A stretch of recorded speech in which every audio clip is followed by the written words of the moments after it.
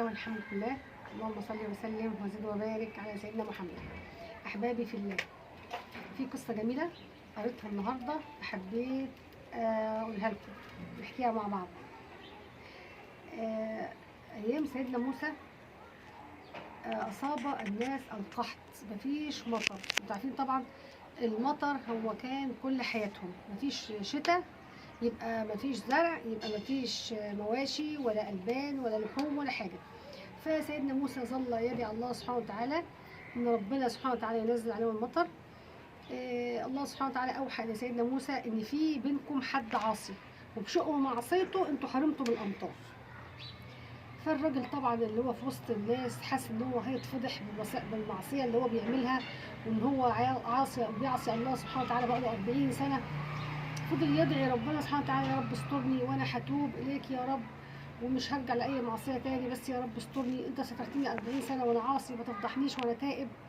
الله سبحانه وتعالى استجاب له ونزل المطر، والراجل ما اتفضحش ولا الناس عرفت مين هو الراجل دوت اللي بقاله 40 سنه بيعصي الله سبحانه وتعالى. فسيدنا موسى كلم ربنا سبحانه وتعالى، قال له: يا رب المطر نزل ومفيش حد عاصي خرج من بيننا. قال له: يا موسى سترته 40 سنه هو عاصي، هفضحه بعد ما تاب؟ انا امطرت ليكم المطر فرحتي فرحا بتوبته. الله سبحانه وتعالى فرح بتوبه العبد دوت، عشان كده المطر نزل وما فضحوش طبعا، لانه تاب واستغفر وندم. فاي حد بيعمل ذنب ايا كان الذنب دوت يا جماعه يتوب ويستغفر ويرجع الله سبحانه وتعالى ويستر على نفسه وما يفضحش نفسه. الله غفور رحيم تواب.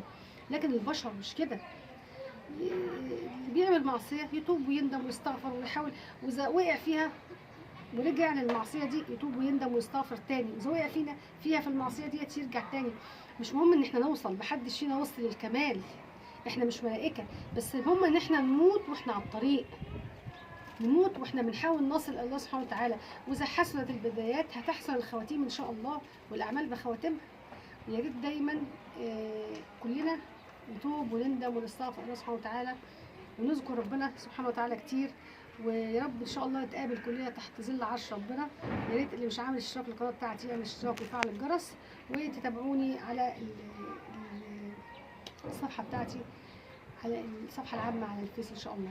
يا رب اشوفكم بصحه وبخير وسلامه دايما، والسلام عليكم ورحمه الله وبركاته.